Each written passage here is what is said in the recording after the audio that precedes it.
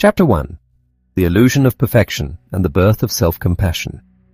Have you ever stopped to consider how exhausting it is just to be considered acceptable in our modern world? We live in a society that demands nothing short of exceptionalism. From the moment we are old enough to understand the expectations placed upon us, we are handed a culturally endorsed mandate. You must be special, you must stand out, and you must consistently be above average. Anything less than extraordinary feels like a quiet, shameful failure.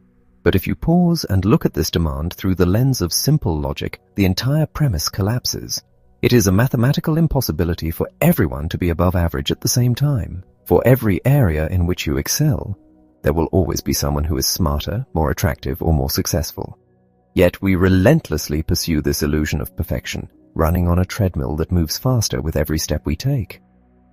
To cope with this impossible standard, we develop an arsenal of psychological defenses. Chief among them is the desperate need to inflate our own egos, which often requires us to tear other people down. Think about a time you had a truly grueling day. Imagine you are driving home, your mind racing with the demands of a difficult boss, a looming deadline, and the sheer weight of your responsibilities. You walk through your front door, your nerves frayed, and your spouse asks a simple, neutral question about a minor household chore. Instantly, you snap. You unleash a torrent of unwarranted frustration, transforming a simple inquiry into a battleground. In that moment, if your self-worth is entirely tied to being a flawless, capable person, your ego cannot afford to admit that you were the one who overreacted. Instead, your mind warps the narrative. You convince yourself that your partner was insensitive, that they lack understanding, that they are the cause of the friction. We do this because acknowledging our own flaws feels too dangerous. Admitting that we were impatient or unkind threatens the fragile pedestal we have built for ourselves. So we project our shortcomings onto the people around us, creating a toxic dynamic where everyone is at fault except us. We feed our need for positive self-evaluation like a sugar addiction, experiencing a brief, hollow high of superiority before the inevitable crash. And that crash is where the true suffering begins. Because eventually, the distorting mirrors fail. The day comes when we are forced to look at our lives, our choices, or our reflections, and we cannot find anyone else to blame. When this happens, a dark and vicious character emerges from the shadows of our psyche, the inner critic. The language we use against ourselves in these moments is astonishingly brutal. If a stranger walked up to you on the street and called you the names you call yourself when you make a mistake, you would be utterly horrified. You might call the police. Yet, we allow this internal tyrant to barrage us with insults, telling us we are worthless, unattractive, or hopelessly inept without a second thought. Why do we vacillate between this frantic need to feel superior and this ruthless self-flagellation? It all traces back to our most primal instinct, the need to be safe. As human beings, our survival has always depended on belonging to a social group. In the ancient hierarchy of the pack, the alpha maintains safety through dominance, while the subordinate maintains safety by showing its belly and submitting to the alpha. When we harshly criticize ourselves, we are engaging in a sophisticated psychological form of submissive behavior. We preemptively attack ourselves before anyone else can. It is as if we are broadcasting to the world, "You do not need to reject me for my flaws because I am already punishing myself for them." We tear ourselves down in front of our friends or colleagues, making a joke of our incompetence, secretly hoping they will validate us and tell us we are not as bad as we claim. This protective mechanism is often planted in our minds during our earliest years. Children rely completely on their caregivers for survival, implicitly trusting that the adults in their lives know how the world works. When parents use harsh criticism to control their children, hoping to mold them into successful adults, the child internalizes a devastating message. You are fundamentally flawed, and you will only be worthy of love if you become perfect. That parental voice of disapproval takes root in the child's mind, eventually becoming their own internal monologue. You probably know someone who grew up under the weight of a highly critical parent. They may have sworn they would never subject their own children to such cruelty, and indeed they might be incredibly loving parents today. But if you could hear the way they speak to themselves in the privacy of their own minds, you would realize the critical parent is still alive and well, operating the controls from the inside. The tragedy of this self-inflicted punishment is that it rarely keeps us safe. In fact, it often brings about the exact pain we are desperately trying to avoid. When we are consumed by feelings of unworthiness, we do not trust the love that is offered to us. Imagine a brilliant, creative individual who has always felt like an awkward outsider. Because they constantly judge themselves as unlovable, they view every interaction through a lens of suspicion. They meet someone wonderful who genuinely cares for them, but instead of resting in that affection, they remain on high alert for any sign of rejection. A partner coming home tired and quiet is immediately interpreted as a loss of interest. A forgotten text message becomes definitive proof of abandonment. The self-critic reacts to these perceived slights with defensive anger or withdrawal, eventually exhausting the partner and driving them away. The relationship collapses and the self-critic is left alone, their deepest fears validated. This is not an accident. It is a subconscious drive to align our external reality with our deeply held negative self-views, because the certainty of rejection somehow feels safer than the terrifying vulnerability of being loved. If the relentless pursuit of perfection leaves us alienated and the whip of self-criticism leaves us bruised and isolated, what is the alternative? How do we break free from this madness? The answer is profoundly simple, yet it requires a radical shift in how we relate to ourselves. The answer is to stop evaluating ourselves entirely, to step off the scale of good and bad, superior and inferior, and instead meet our imperfect humanity with an open heart. We must learn to treat ourselves with the exact same warmth, sympathy, and patience that we would naturally extend to a beloved friend. To understand this, consider how you experience compassion for someone else. Picture yourself walking down a busy city street in the pouring rain. Everyone is rushing, heads down, avoiding eye contact. Tucked in the doorway of a closed shop is a person wrapped in damp blankets, shivering, holding a soggy piece of cardboard. Your initial reaction might be annoyance or a desire to look away, but then for whatever reason you actually stop and look at them. You see the deep lines of exhaustion on their face. You suddenly realize that this is a human being who is hurting. Your heart softens. You do not pity them from a place of superiority. Rather, you feel a profound connection. You recognize that if the circumstances of your birth or the trajectory of your life had been just a little different, you could be the one sitting in that cold doorway. You feel moved by their suffering and naturally desire to offer comfort or assistance. True compassion involves recognizing suffering, feeling kindness toward the person in pain, and acknowledging our shared, fragile human condition. And the revolutionary truth is that you can direct this exact same profound, healing energy inward. Self-compassion requires us to pause in the midst of our own pain and acknowledge that we are suffering. We are so conditioned by a culture that demands a stiff upper lip that we rarely stop to validate our own struggles. When we make a mistake, when we say the wrong thing, when our lives take an unexpected and painful turn, we treat it as an anomaly. We act as if there were a cosmic contract guaranteeing us a flawless existence, and we believe we must have done something terribly wrong when reality proves otherwise. But to err, to fall, to feel inadequate, these are not deviations from the human experience. They are the very definition of the human experience. You do not have to earn the right to compassion. The simple fact that you are a conscious being who desires happiness and experiences pain makes you intrinsically worthy of care. When we drop the armor of self-aggrandizement and the whip of self-criticism, we discover a sanctuary within ourselves. We find an inner wellspring of kindness that can transform our moments of deepest shame into moments of profound connection and joy. By allowing ourselves to be exactly who we are, flawed, struggling, and wonderfully human, we unlock a resilience that changes everything. And the journey to building that sanctuary begins with a single gentle step, the choice to finally be kind to ourselves. Chapter 2. The Warmth of Self-Kindness. We live in a culture that places a massive premium on being kind to others. If a dear friend came to you in tears, devastated by a recent failure or a broken heart, you would instinctively offer them a warm embrace. You would listen with deep empathy, validate their pain, and gently remind them of their inherent worth. You would never dream of telling them they were stupid, lazy, or unlovable for making a mistake. Yet, when the tables are turned and we are the ones who stumble, we routinely withhold that exact same grace from ourselves. Somewhere along the line, we internalize the toxic belief that true strength requires a stoic, silent endurance of our own suffering. We learn to view our own vulnerability as a weakness to be punished rather than a wound to be tended. But denying ourselves kindness does not make us stronger. It robs us of one of the most powerful, innate coping mechanisms we possess for navigating the profound difficulties of human life. Self-kindness is the active, intentional choice to stop the relentless self-judgment and the disparaging internal commentary that most of us have come to accept as normal background noise. It requires us to lay down our weapons and offer ourselves a peace offering of warmth, gentleness, and profound sympathy. This is not a passive state of mere acceptance. It is a dynamic, courageous response to our own pain. It means allowing ourselves to be genuinely moved by our own suffering, pausing in the midst of our distress to ask how we can comfort and care for ourselves in that very moment.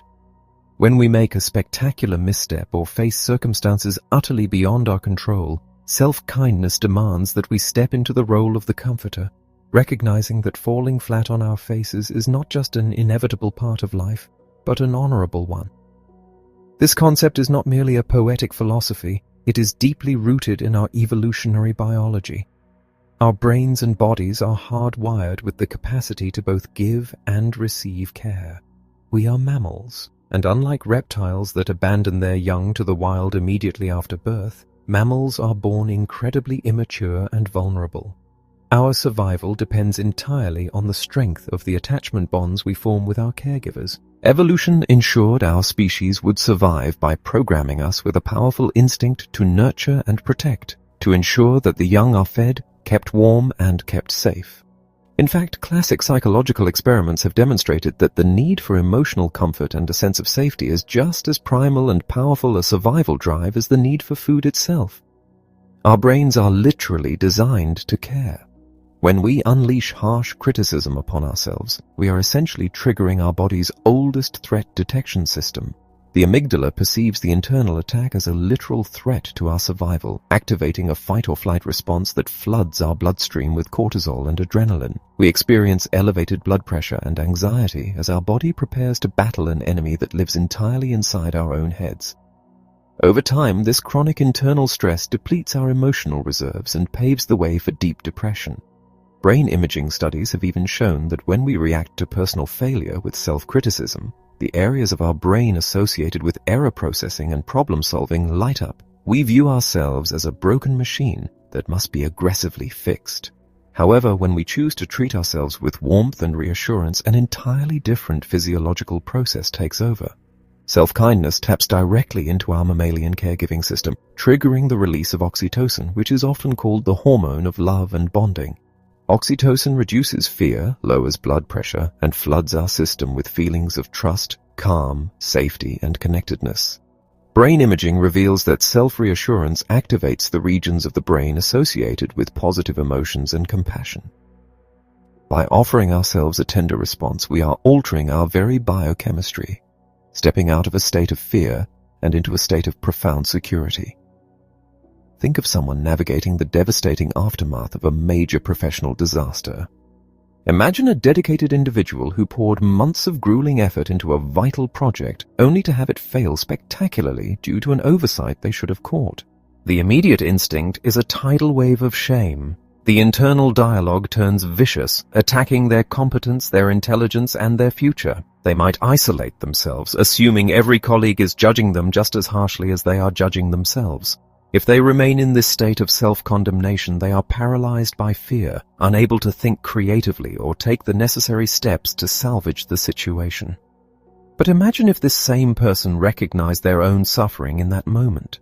Imagine if, instead of attacking themselves, they placed a hand gently over their heart, a simple physical gesture of touch that immediately signals comfort to the nervous system and begins releasing oxytocin. Imagine if they spoke to themselves with the same soothing, empathetic tone they would use with a heartbroken friend. They might acknowledge that the situation is incredibly painful, that they are scared and embarrassed, but that this failure does not strip them of their human worth. This moment of self-kindness does not erase the professional mistake, but it radically alters the internal landscape. By providing a soothing balm to their agitated mind, they create an island of calm within the storm. The tight knot of panic dissolves, replaced by a secure foundation from which they can view the situation objectively, learn from the error, and move forward with resilience rather than remaining trapped in despair. For many of us, embracing self-kindness feels difficult because our early life experiences created a mental blueprint that tells us we are unworthy of such care. If we were raised in environments that lacked consistent warmth, or where affection was conditional upon our perfection, we may have developed a deep-seated belief that we cannot rely on anyone, even ourselves, for comfort. We learn to expect rejection and subconsciously push away the very love and acceptance we crave, believing that the certainty of isolation is safer than the vulnerability of trust. But the incredible news is that these internal blueprints are not permanent.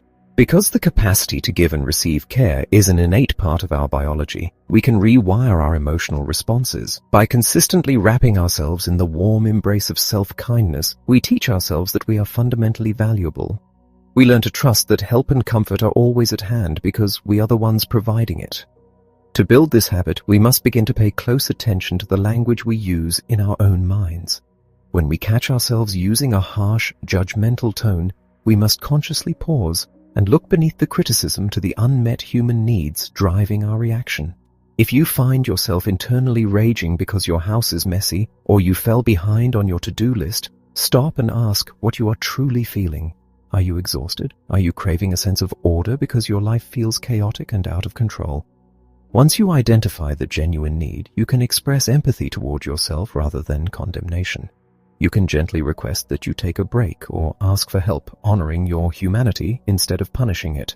Research has even shown that when people suffering from conditions that cause intense physical and emotional shame actively practice replacing their harsh inner critic with a warm, supportive inner voice, they experience significant decreases in depression and even a reduction in their physical discomfort. When we develop the profound habit of self-kindness, every moment of suffering becomes an invitation to experience love from within. We do not need to wait until we have achieved perfection or until our lives are completely free of turmoil to feel worthy of affection. We do not need to desperately search the horizon for someone else to validate us, comfort us, or make us feel safe. We are uniquely positioned to know exactly the depth of our own pain and exactly what kind of comfort we most desperately need. In the darkest, most challenging moments of our lives, the most reliable, ever-present source of unconditional love is already waiting patiently inside us, ready to be awakened. Chapter 3. The Tapestry of Shared Humanity. The word compassion literally translates to the act of suffering with someone, a definition that inherently implies a mutual, shared experience of pain. When we practice self-compassion, we are doing more than just being kind to ourselves. We are honoring the undeniable fact that every single human being on this earth is fallible, and that making wrong choices or feeling regret is an inescapable part of being alive. Self-compassion recognizes that the pain we feel in our darkest moments is the exact same pain experienced by everyone else, even if the specific triggers and circumstances look completely different. Yet when we fall short of our own expectations, we almost never view our shortcomings through this comforting lens of a shared human condition. Instead, we experience a terrifying kind of emotional tunnel vision, where our perspective violently narrows and we become entirely consumed by our own feelings of inadequacy. In the dark, confined space of self-loathing, it genuinely feels as though the rest of humanity does not exist, and we are completely alone in our failure. We look around and irrationally assume that everyone else is navigating life effortlessly, that everyone else has figured out the secret to happiness, while we alone are stumbling in the dark.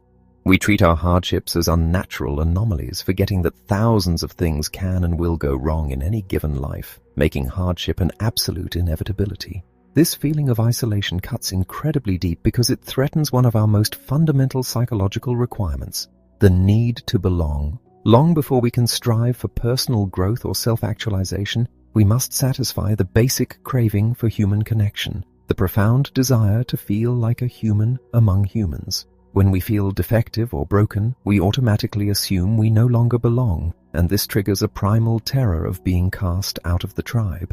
This is precisely why the fear of public speaking is so remarkably common across all demographics. It is not the fear of simply talking to a crowd, but the deep-seated vulnerability of standing before the group and facing potential exposure, judgment, and ultimate rejection. To protect our fragile place in the social hierarchy, we try to ensure we are always special and above average, which locks us into a destructive, never-ending game of social comparison. Imagine a dedicated, hard-working professional who has spent years aiming for a specific, highly coveted career milestone. Finally, the day arrives. They receive a glowing performance review, a substantial raise, and the validation they have desperately sought. They are elated, brimming with pride, and ready to celebrate the victory. But as they walk to their car, they overhear a colleague bragging about receiving an even larger raise and a more prestigious title. In a fraction of a second, the elation evaporates, entirely replaced by a crushing sense of failure and inadequacy. The tragic irony of this comparison game is that we strive for success precisely because we want to feel worthy of love and closeness, yet the very act of competing with others constantly drives a wedge between us. When we rely on downward social comparisons, putting others down or secretly rejoicing in their flaws to puff ourselves up, we cultivate a dark cloud of malevolence that obscures our perception of the world. We distance ourselves from the very people whose success triggers our own insecurity, leaving us more disconnected and isolated than before. We also play this comparison game on a larger scale by clinging to rigid group identities, desperately wanting our chosen tribe, whether defined by nationality, politics, or beliefs, to be distinctly superior to all others. We derive our personal self-worth from these social labels, becoming heavily invested in viewing us positively and them negatively. This deep-seated need for group supremacy is the root of prejudice and discrimination, causing us to distrust, dehumanize, or mistreat anyone outside our immediate circle. However, when we expand our definition of belonging to encompass the entire human race, recognizing that we share a fundamental vulnerability with every person on Earth, the walls of conflict begin to crumble. When our sense of worth is anchored in simply being human, it cannot be taken away from us or threatened by another's success because our very imperfections serve as the ultimate, irrefutable proof of our membership in the human family. Unfortunately, our minds frequently trick us into believing that we should be entirely different from how we actually are, demanding a state of absolute perfection. We develop a rigid, black-and-white mentality where anything less than flawless execution is deemed entirely worthless. This perfectionism creates an environment of constant anxiety, ensuring we are continually dissatisfied with ourselves. But if we were truly perfect, we would cease to be human. We would be like plastic dolls, aesthetically pleasing, but entirely devoid of the warmth, breath, and messy vitality of real life. Life is an unfolding, dynamic process that inherently involves struggle and despair just as much as it involves joy and glory. Perfection is not only an impossible illusion, it is stagnant and profoundly uninteresting. It is only through the friction of falling flat on our faces, of making wrong turns and burning our fingers, that we are able to learn, grow, and discover anything of real value. When we mercilessly judge ourselves for these inevitable failures, we operate under the delusion that we are isolated, fully autonomous entities who have absolute control over our destinies. We act as if our personal failings were chosen from a menu of options, as if we deliberately decided to be anxious, angry, or insecure. The truth is infinitely more complex. Who we are is inextricably woven into a vast tapestry of causes and conditions that extend far beyond our conscious control. Our genetic makeup, our family history, the culture we were born into, the economic circumstances of our childhood, the conversations we absorbed before we could even speak. These countless forces converged to shape the very thoughts and reactions we experience today. We are no more isolated and self-contained than a hurricane. Just as a storm is an ever-changing phenomenon born of shifting air pressure, temperature, and wind, we are the continuous manifestation of millions of interacting circumstances. Recognizing this profound interconnectedness does not mean we abandon personal responsibility, nor does it mean we simply let ourselves off the hook. We must simply learn to distinguish between harsh, sweeping judgment and compassionate, discriminating wisdom. Think of a person in your life who has consistently acted with selfishness, aggression, or cruelty. Your initial, unexamined instinct is to judge them as inherently bad, applying a simplistic label that writes them off completely.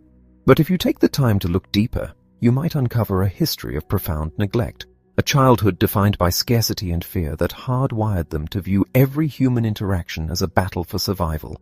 Understanding this history does not mean you excuse their toxic behavior, nor does it mean you allow them to continue causing harm. You may still need to set firm, uncompromising boundaries to protect yourself and others from their actions.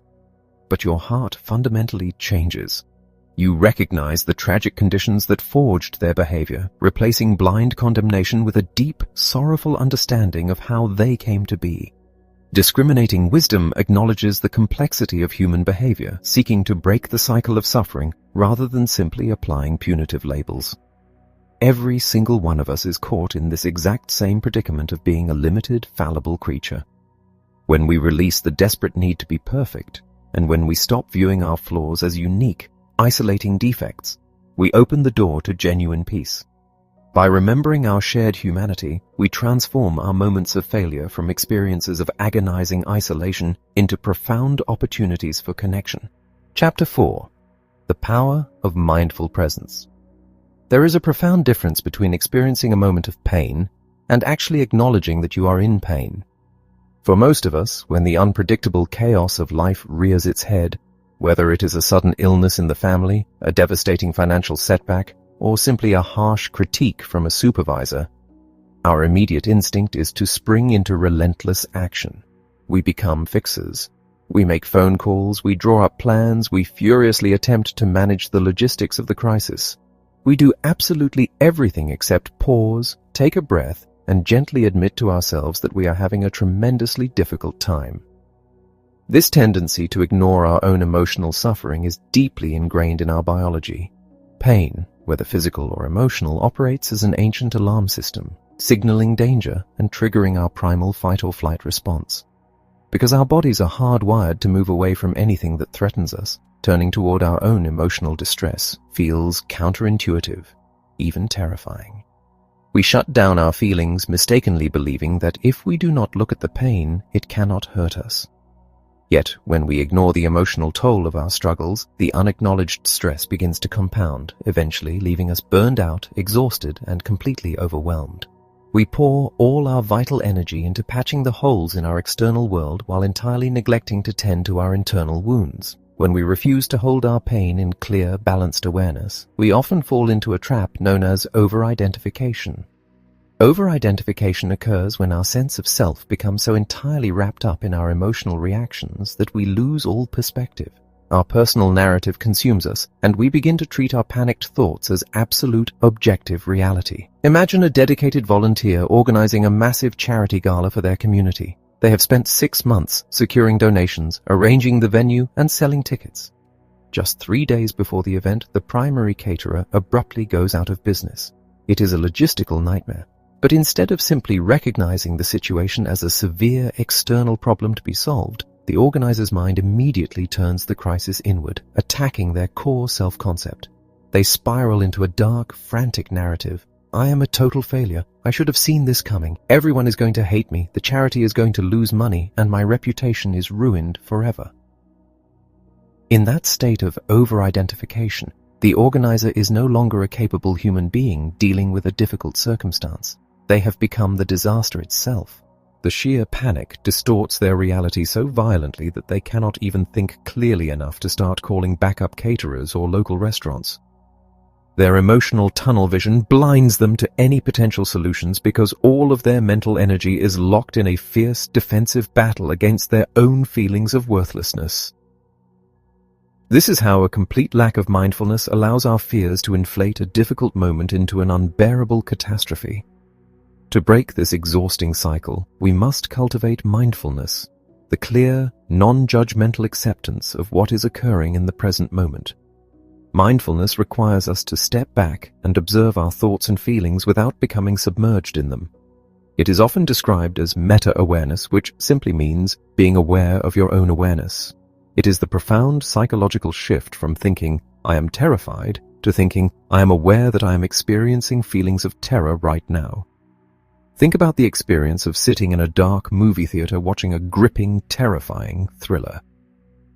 As the protagonist creeps down a dimly lit hallway, the music swells and the tension mounts.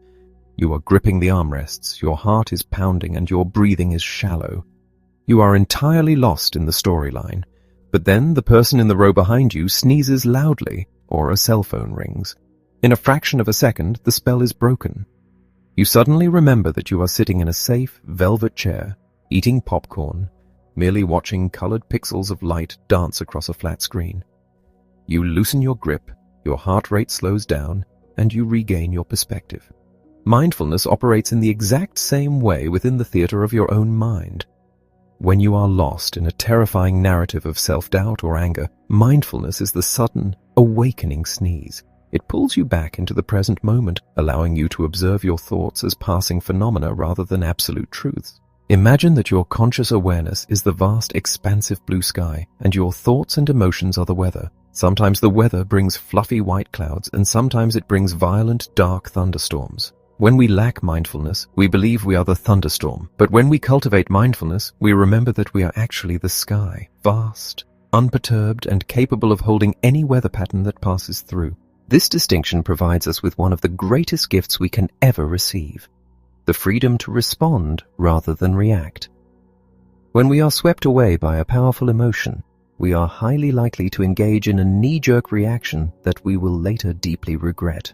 Consider a tense meeting in a corporate boardroom. You are presenting a project you have poured your soul into, and a colleague points out a significant flaw in your data.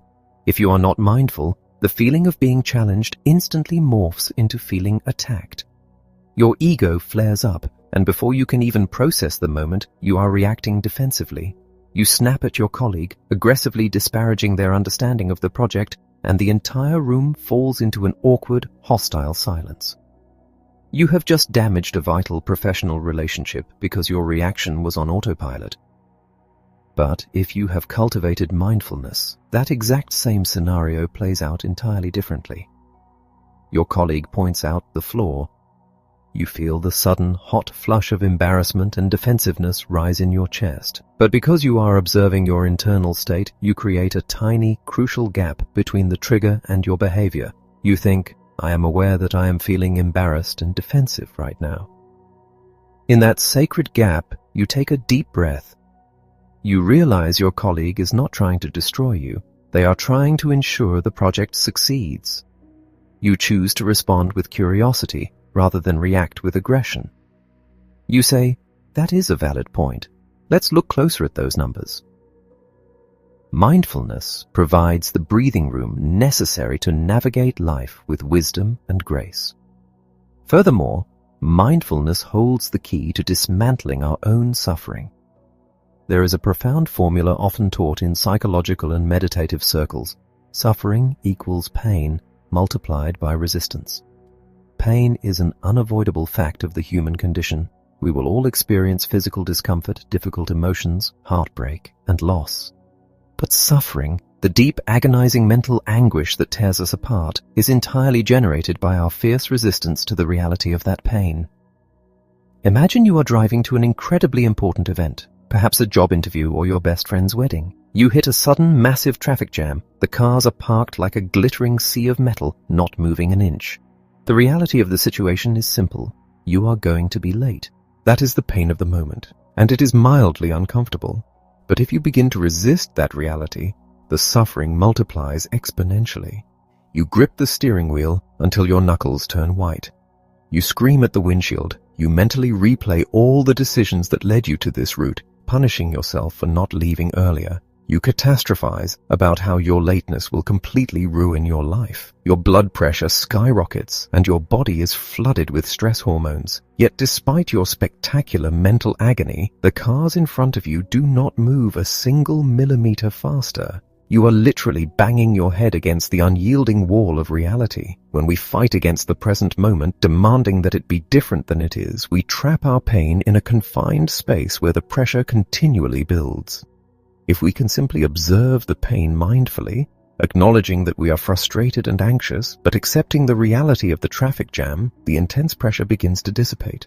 We still experience the unpleasantness of being late, but we save ourselves from the exhausting, compounding torment of suffering. We often wish we had a mental lint filter, a magical screen in our brains that could trap all the dark, critical, and anxious thoughts before they ever reached our conscious awareness. But our minds do not work that way. Thoughts and emotions arise completely unbidden, born from an infinitely complex web of past experiences, biology, and conditioning that we did not consciously choose. When we ruthlessly judge ourselves for having a petty, jealous, or angry thought, we only add a thick layer of shame on top of our distress. Mindfulness teaches us that we do not have to believe every passing thought, nor do we have to judge ourselves for the spontaneous creations of our own minds. We can simply note their presence, accept them as momentary visitors, and let them go. We cannot control what thoughts arise, but we absolutely have the power to decide which thoughts we will feed and which we will allow to wither away. By learning to hold our experience in clear, non-judgmental awareness, we lay the foundation for true self-compassion. Mindfulness is the still, reflective pool that allows us to see our suffering exactly as it is, so that we can finally reach out to ourselves with the comfort and kindness we so desperately need. Chapter 5. Building Emotional Resilience. There is a specific kind of darkness that descends when the mind turns against itself. It often arrives in the quiet, solitary hours of the night, when the distractions of the day have faded, leaving you entirely alone with your thoughts.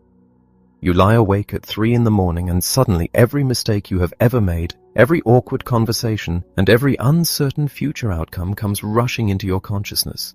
The thoughts are sticky, dark, and overwhelming. You try to force them away, desperately demanding that your brain shut down so you can find some peace. But the harder you fight the thoughts, the louder and more terrifying they become. Your chest tightens, your breathing grows shallow, and a profound sense of doom washes over you. In these moments, it feels as though you are entirely at the mercy of your own mind, trapped in a descending spiral with no emergency exit. To understand why our minds betray us this way, we have to look past our personal histories and understand the ancient wiring of the human brain. We are profoundly sensitive to negative information, and this is not a character flaw. It is an evolutionary survival mechanism. In the wild, our ancestors did not survive by pausing to appreciate the stunning colors of a sunset. They survived by remaining hypervigilant to the rustle in the bushes that might signify a predator. Our brains evolved to act like powerful magnets for negative experiences, capturing them, magnifying them, and storing them at the forefront of our memory so we could avoid danger in the future. Meanwhile, positive experiences slide right off us, barely registering unless we make a conscious effort to hold on to them. We are biologically wired to survive, not to be happy. When we encounter a failure or a painful emotional blow, this survival mechanism goes into overdrive, trapping us in a cycle of rumination. Rumination is the mind's misguided attempt to solve an emotional problem by obsessively chewing on it. We replay the painful event on an endless, agonizing loop, dissecting every word spoken, every decision made, desperately searching for the exact moment we ruined everything. We believe that if we just analyze our pain long enough, we will somehow figure out how to prevent it from ever happening again. But emotional pain is not a math equation to be solved. When we continually dwell on our feelings of shame, fear, or inadequacy, we are not fixing the problem. We are simply re-traumatizing ourselves, digging the groove of despair deeper and deeper into our neural pathways. Think about a time your life was upended by a sudden, shattering disappointment. Perhaps a long-term relationship ended completely out of the blue, leaving you feeling discarded and unlovable. Or perhaps you poured your heart and soul into a career path only to have the opportunity suddenly snatched away, leaving you financially and professionally adrift. The initial shock is a sharp, clean pain, but the suffocating depression and paralyzing anxiety that follow are almost entirely generated by how we treat ourselves in the aftermath. If you respond to a devastating loss by telling yourself that you are fundamentally broken, that you are destined to be alone, or that you are a failure who will never recover, you create a toxic internal environment. Your body literally cannot tell the difference between the physical threat of a predator and the emotional threat of your own harsh self-judgment. You flood your system with stress hormones, keeping yourself in a state of perpetual, exhausting panic. Our instinct in these moments of intense distress is usually to try and amputate the pain. We try to force ourselves to simply think positive. We attempt to forcefully suppress the sadness or the fear, pushing it down into the dark corners of our psyche, demanding that we just get over it. But emotional suppression is a dangerous illusion. If you aggressively demand that your mind stop thinking about a terrifying fear, the mind must constantly check in on that fear to ensure you are not thinking about it. The very act of trying to banish an unwanted emotion ensures that it remains at the center of your consciousness. The harder you push the pain down, the more violently it pushes back, eventually exploding to the surface in the form of severe anxiety, deep depression, or physical illness. You cannot eliminate the negative by fighting it. Resistance only feeds the fire. True emotional resilience is born in the precise moment we drop the resistance. It is the profound, courageous act of turning toward the pain instead of running from it. When the dark spiral begins and the anxiety grips your chest, self-compassion offers a radically different approach. Instead of fighting the terrifying thoughts, you shift your attention away from the story in your head and focus entirely on the physical sensation in your body. You feel the tightness in your throat, the heavy ache in your stomach, the rapid beating of your heart.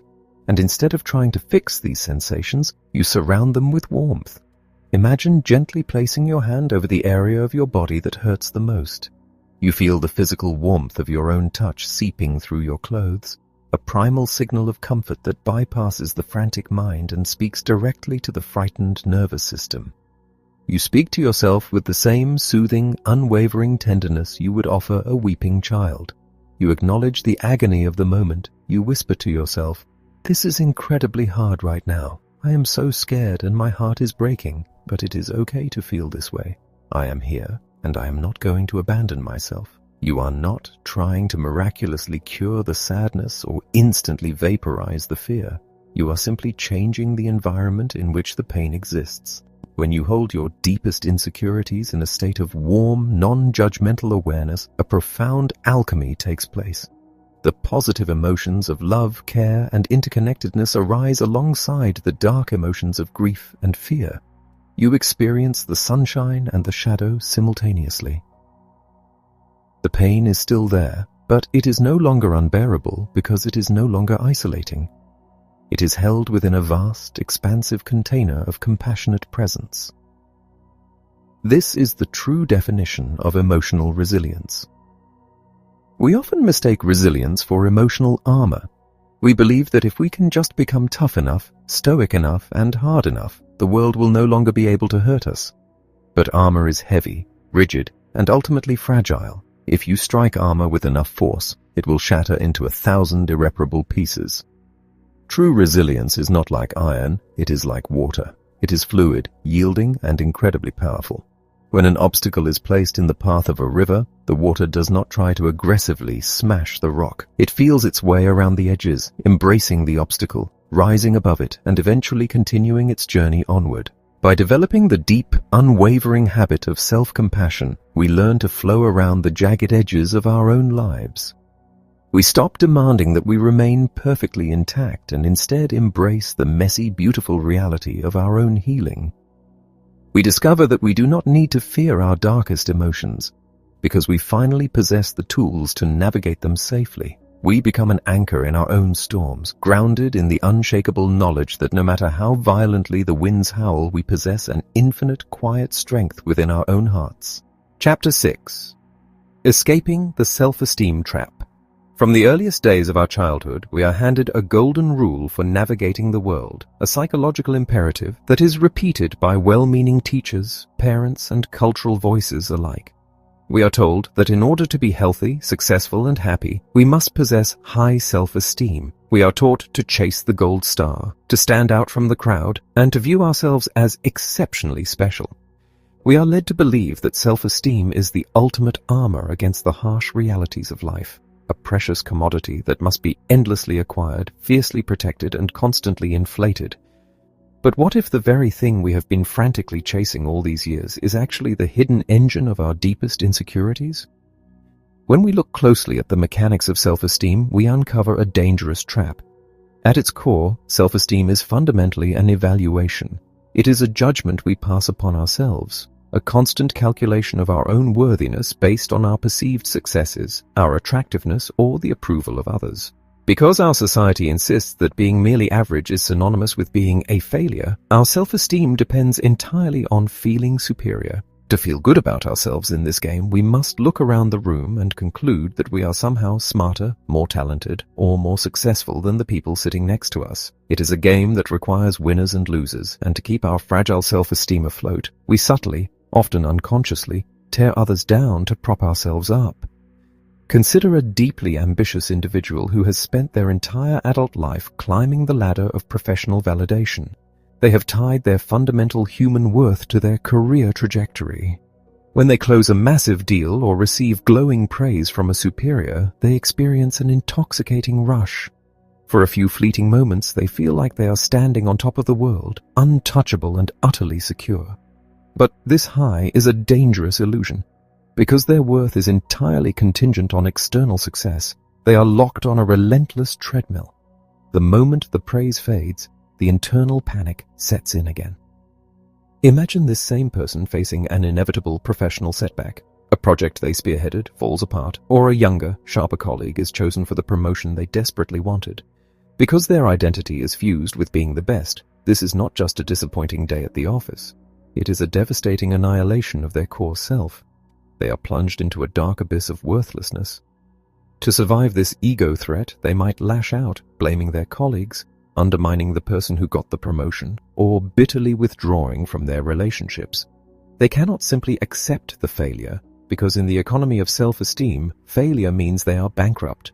They are exhausted, terrified of the next misstep, and profoundly alone, isolated by the very competitive drive they thought would save them.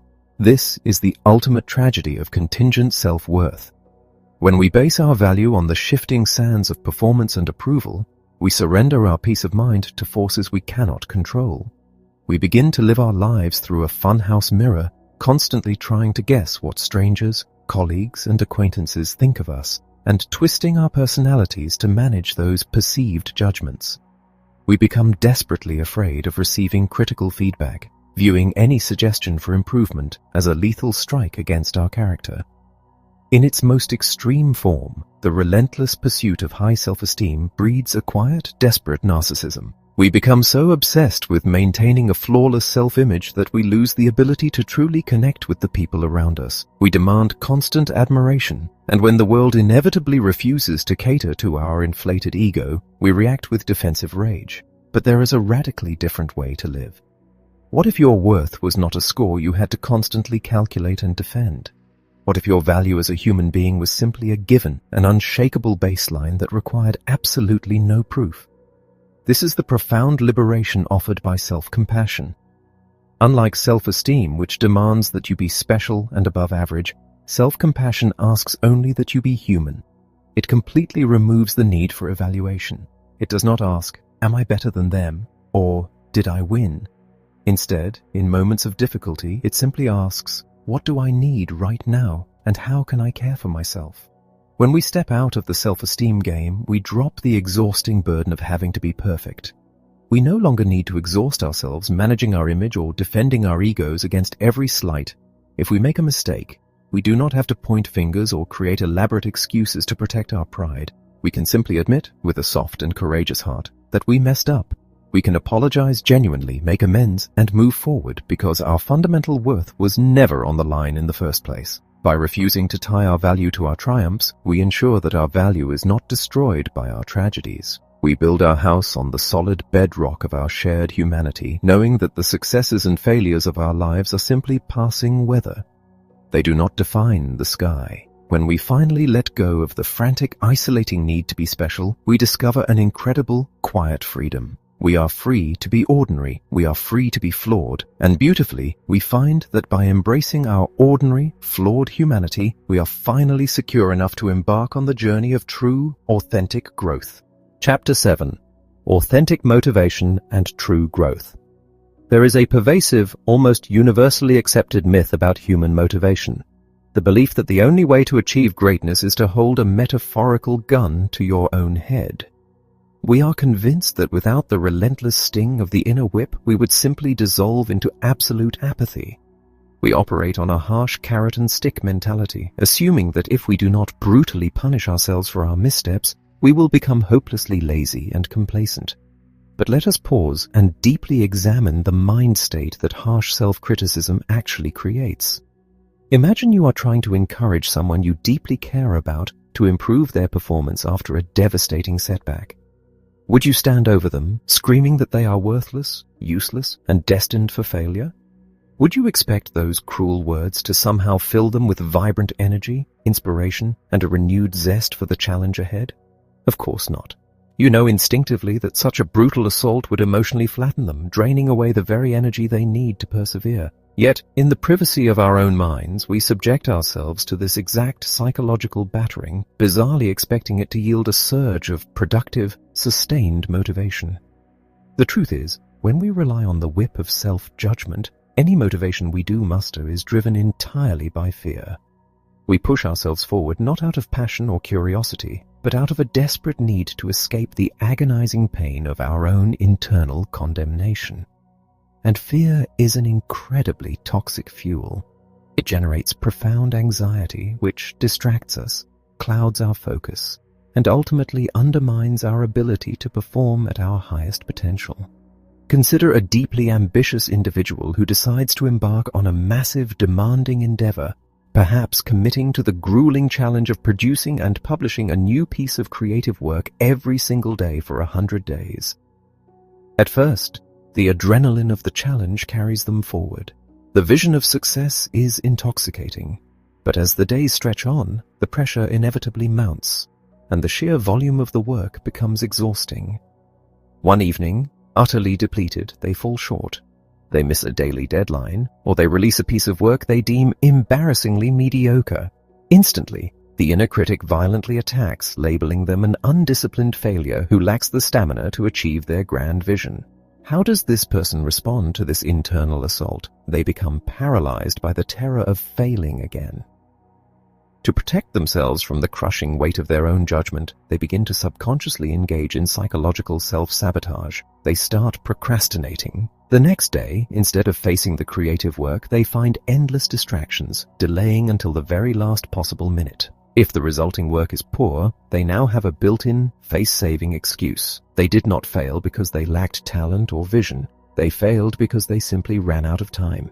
By relying on self-criticism, they have inadvertently created an environment where they are terrified to try their absolute best. If they were to give the project their entire heart and soul and still fall short, the blow to their ego would be unsurvivable. This is where the profound power of self-compassion completely rewrites the rules of motivation. Many people mistakenly assume that self-compassion is synonymous with self-indulgence, that if we are gentle with ourselves, we will abandon all our goals, lower our standards, and spend our days seeking immediate, shallow comforts. But true compassion is never about short-term indulgence at the expense of long-term well-being. Think of a truly loving parent. A parent who deeply cares for their child does not allow the child to eat sugary treats for every single meal simply because the child desires it. That is not love, that is neglect. True love requires setting boundaries, encouraging growth, and sometimes pushing through discomfort to achieve what is genuinely healthy and beneficial. Self-compassion operates on this exact same principle.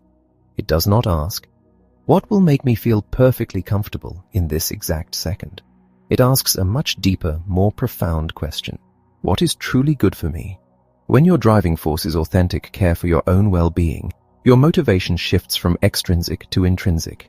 You are no longer chasing the hollow carrot of high self-esteem, nor are you running from the terrifying stick of self-loathing. You begin to pursue your goals because you genuinely want to learn, to grow, and to experience the profound richness of realizing your own potential. You adopt a learning mindset where the primary objective is to acquire knowledge and mastery, rather than a performance mindset where the primary objective is merely to defend your ego and look good in front of others. And when your motivation is rooted in love rather than fear, failure loses its paralyzing sting. When you completely trust that you will meet your own missteps with understanding and grace, rather than a barrage of insults, you are finally free to take genuine risks. You stop playing it safe.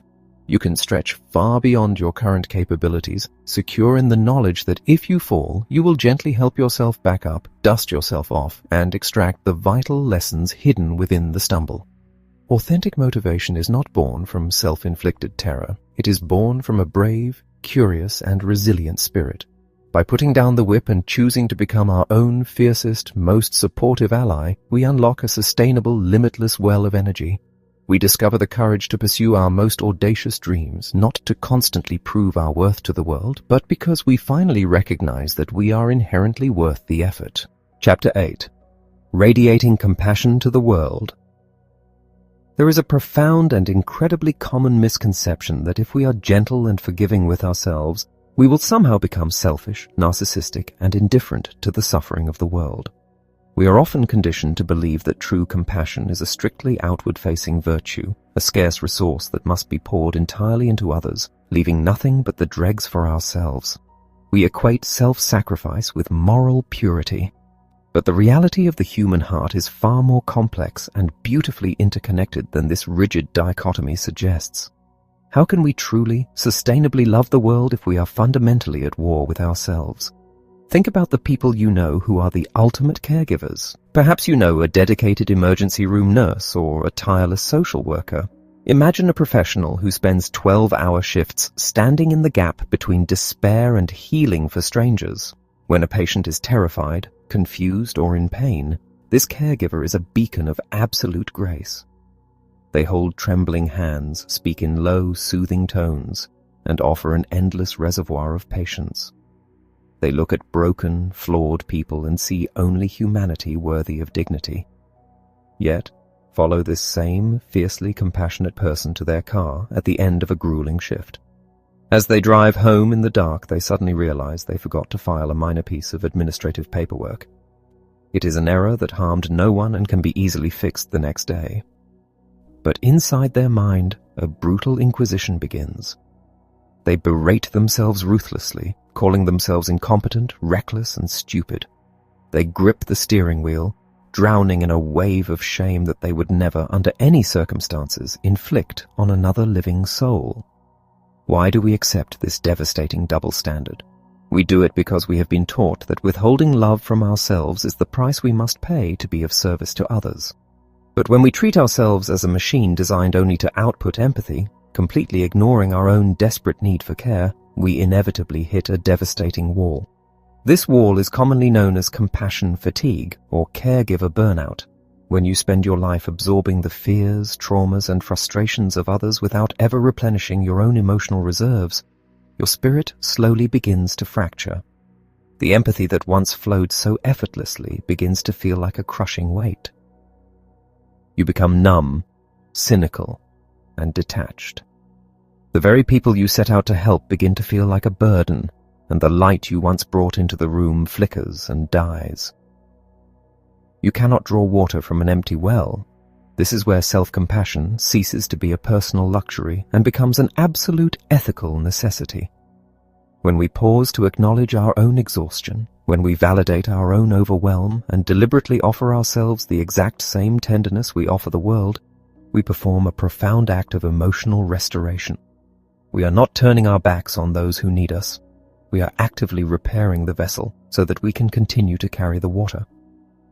By treating our own pain with dignity, we recharge our emotional batteries, replacing the brittle, exhausted armor of martyrdom with a deep, sustainable, and joyful capacity to give. Furthermore, this inner warmth naturally transforms the way we view the failings of others. True compassion is not merely a feeling of pity. It requires the profound psychological leap of perspective-taking.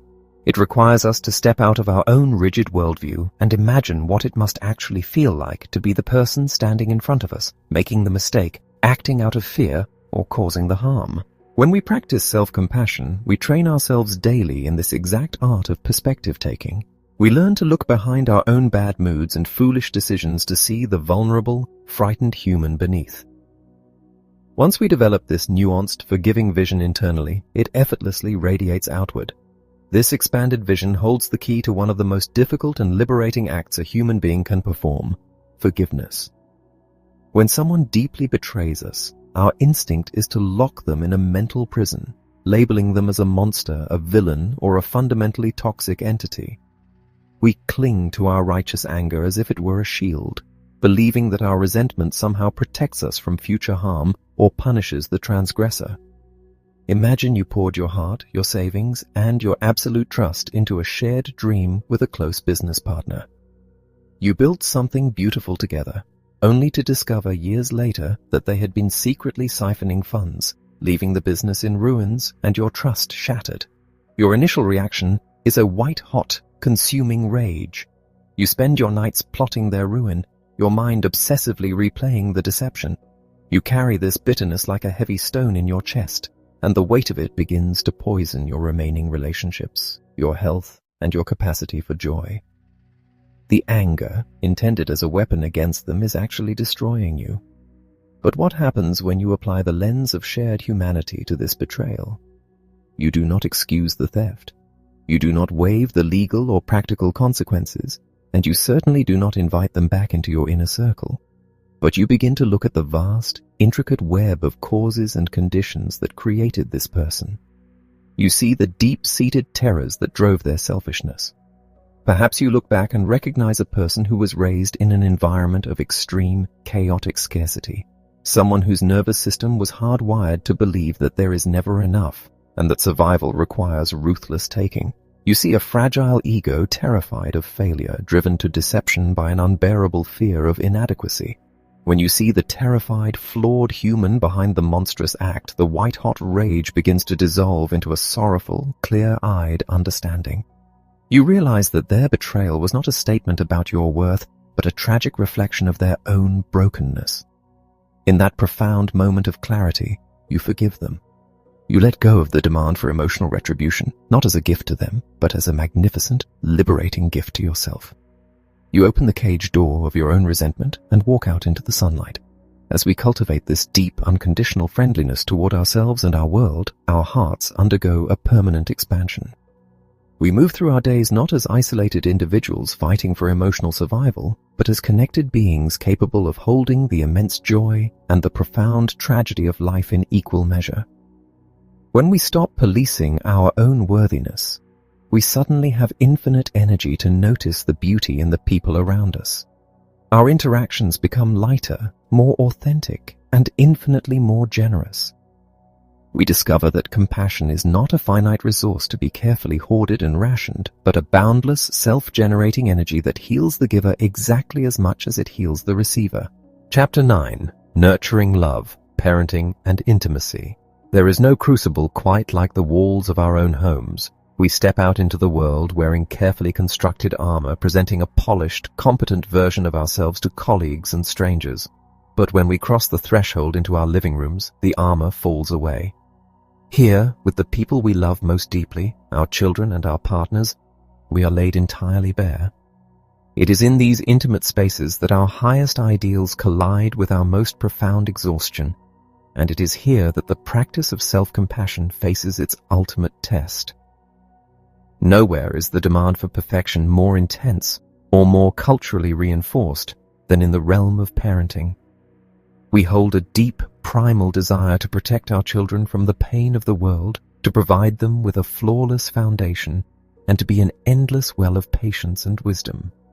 Yet, the daily reality of raising children is often a chaotic, exhausting marathon that tests the very limits of human endurance. It involves sleep deprivation, relentless demands, and the sheer, overwhelming weight of responsibility. When we inevitably fall short, when we snap in frustration, when we are too distracted to listen, or when we simply lose our tempers, we attack ourselves with a ferocity that is breathtaking. We convince ourselves that every mistake is a permanent, damaging stain on our child's psyche. Consider the parent who has reached the absolute end of their emotional rope. They have navigated a grueling week of professional demands, financial stress, and endless domestic chores. They walk into the kitchen, desperately hoping for a moment of peace, only to find two siblings engaged in a screaming match over a trivial toy while dinner burns on the stove. The parent's nervous system, already running on fumes, completely overloads. They raise their voice, shouting words born entirely of exhaustion and overwhelm, shutting down the argument with an aggressive, terrifying volume. The room instantly goes silent. The children stare back with wide, frightened eyes. In that precise second, the parent plummets into a dark abyss of shame. The internal dialogue is vicious and immediate. The parent tells themselves they are a monster, a failure, a terrible caregiver who is inflicting lasting trauma on their own children. If the parent remains trapped in this spiral of self-loathing, they become entirely emotionally unavailable. Consumed by their own guilt, they might withdraw to another room, or worse, become defensive, blaming the children for pushing them to the brink. Because the parent is overwhelmed by their own turbulent emotions, they are completely incapable of helping their children process the shock of the moment. Children are incredibly sensitive to their caregivers' emotional states, naturally mirroring the agitation they sense. If the parent is radiating frantic guilt and anger, the children will only become more unsettled and anxious. But what happens if that parent interrupts the shame spiral with a moment of profound self-compassion? Instead of identifying as a monster, the parent takes a deep, ragged breath and acknowledges the reality of the moment. They recognize that they are not inherently broken, they are simply a fallible human being who reached a breaking point under immense stress. By offering themselves a quiet, internal moment of grace, acknowledging how incredibly difficult it is to balance the demands of life and parenting, their nervous system begins to settle. The blinding fog of shame clears. Now, grounded and calm, the parent can kneel down to the children's eye level. They look into those frightened faces and do something truly revolutionary. They apologize. They explain that they were feeling overwhelmed and that while the fighting was frustrating, the yelling was wrong. This simple act of rupture and repair is one of the most powerful lessons a child can ever receive. When we model compassion for our own mistakes, we give our children the greatest gift imaginable, the permission to be imperfect. We teach them that falling short does not make them unlovable. Conversely, if we constantly berate ourselves in front of our children, declaring how stupid or irresponsible we are for every minor error, we are actively teaching them that self-criticism is the appropriate response to failure. Children deeply internalize the emotional climate of their homes, and the harsh voices they hear us direct at ourselves will eventually become the harsh voices they direct at themselves. This need for an internal foundation of warmth becomes even more critical as our children grow into adolescence. The teenage years are a profound psychological minefield, characterized by an intense surge in self-evaluation and relentless social comparison. Adolescents are constantly wondering how they are perceived by others, desperately trying to secure their place in a complex, often cruel, social hierarchy. During this turbulent time, teenagers often fall victim to a cognitive illusion known as the personal fable, the deep-seated belief that their experiences, their pain, and their insecurities are entirely unique, and that no one else could possibly understand what they are going through. Because they feel so uniquely flawed and isolated, their self-compassion plummets, and they become highly vulnerable to anxiety and depression. As parents, we cannot shield our teenagers from the pain of growing up, but if we have cultivated our own practice of self-compassion, we can offer them a radically different framework for viewing their struggles. By openly discussing the shared nature of human suffering, we can help them dismantle the isolating walls of the personal fable. We can gently guide them to see that the feelings of inadequacy they harbor are not a sign of defectiveness, but a universal rite of passage. The transformative power of this inward grace extends far beyond our relationships with our children. It is equally vital in the realm of romantic intimacy. When we fall in love, we often bring the heavy, unexamined baggage of our own insecurities into the relationship. We secretly hope that our partner's love will finally heal our deepest wounds, that their unwavering adoration will permanently silence our inner critic. But no human being can bear the weight of validating our entire existence. When the initial euphoria of romance inevitably fades and the daily friction of shared life begins, our deepest fears are triggered. Imagine a partner who feels fundamentally unlovable, constantly anticipating rejection. When their significant other comes home exhausted from work and requests a quiet evening alone, the insecure partner does not see a tired human needing rest. Instead, their inner critic immediately interprets the request as a devastating personal rejection. They panic, believing they are losing the relationship. To protect their fragile ego, they lash out, picking a fight over a trivial issue, accusing their partner of being distant and uncaring. They create the exact conflict and disconnection they were so terrified of experiencing. If we do not know how to soothe our own hearts, we will constantly demand that our partners do it for us. and we will punish them when they inevitably fail. But when we practice self-compassion, we become emotionally sovereign.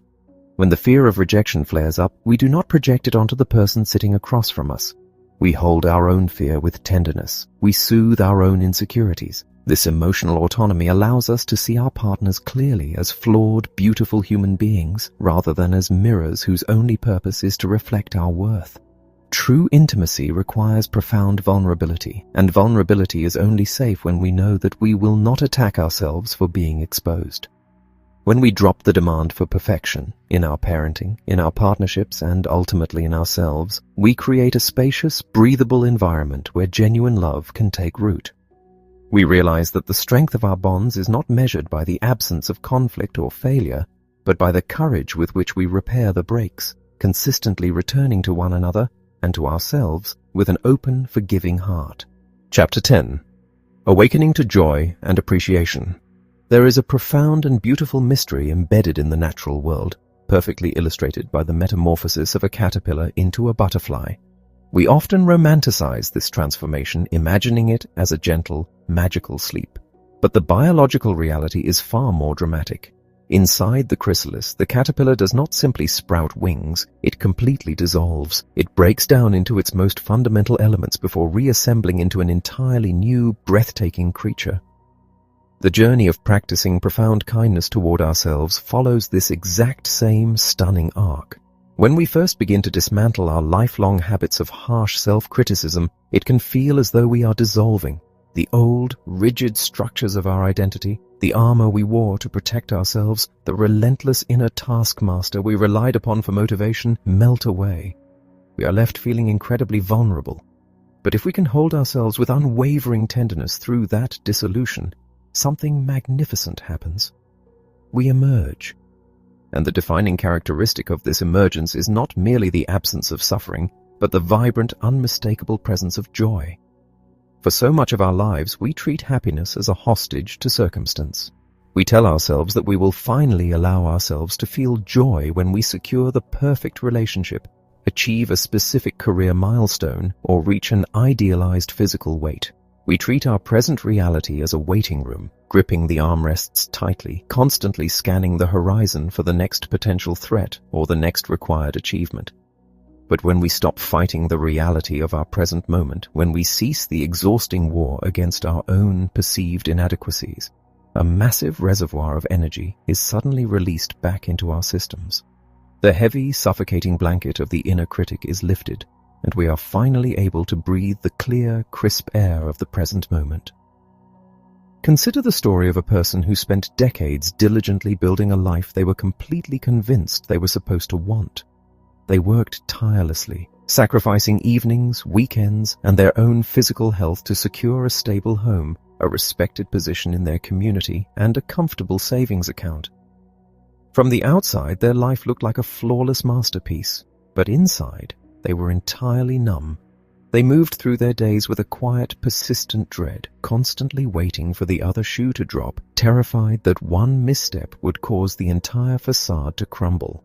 They were so consumed by the fear of losing what they had built and so critical of any minor flaw in their performance that they had entirely forgotten how to inhabit their own life. Then a sudden, unexpected pause forced them to stop. Perhaps it was a health scare, or perhaps just a quiet Sunday afternoon where the sheer weight of their exhaustion finally anchored them to the floor. The familiar voices of self-judgment began to scream, demanding that they get up, be productive, and fix whatever was broken. But this time, they chose a different path. They placed a hand over their own heart. They acknowledged the crushing weight of their anxiety and met it with profound, sympathetic warmth. They permitted themselves to be entirely human, completely exhausted, and beautifully imperfect. And in that space of unconditional acceptance, the strangest thing occurred. The fear began to recede, and in its wake rushed a wave of pure, unadulterated gratitude. They looked around their quiet living room and, for the first time in 20 years, actually saw the golden afternoon light spilling across the floor. They felt the steady, miraculous beating of their own heart. They were finally awake. This awakening naturally blossoms into the ultimate practice of self-appreciation. In our fiercely competitive culture, we are taught to be deeply suspicious of appreciating our own positive qualities. We confuse self-appreciation with arrogance or narcissism. We fear that if we acknowledge our own goodness, we will become complacent or insufferably boastful. But true self-appreciation is the exact opposite of narcissism. The narcissist must believe they are vastly superior to everyone else in order to feel any sense of worth, a fragile state that requires constant validation and the diminishment of others. True self-appreciation, born from a place of deep, grounding compassion, requires no comparisons whatsoever. It is simply the quiet, joyful recognition of the good that exists within you. It is the ability to look in the mirror and feel a surge of deep, affectionate gratitude for the person looking back. You can appreciate your own resilience, honoring the fact that you have survived every difficult day you have ever faced.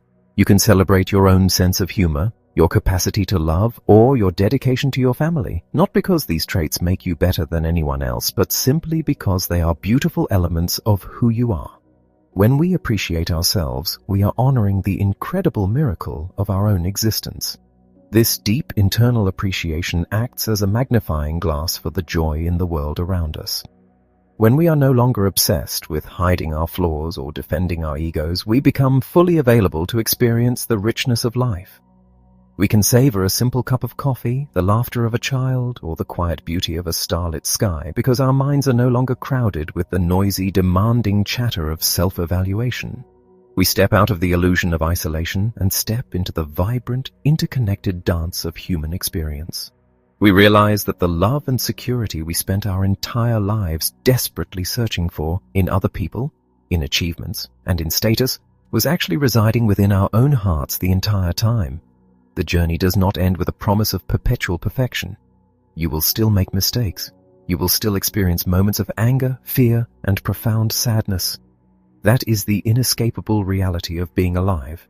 But you will no longer have to face those moments alone, abandoned by your own mind. You will face them with the ultimate, unwavering ally by your side.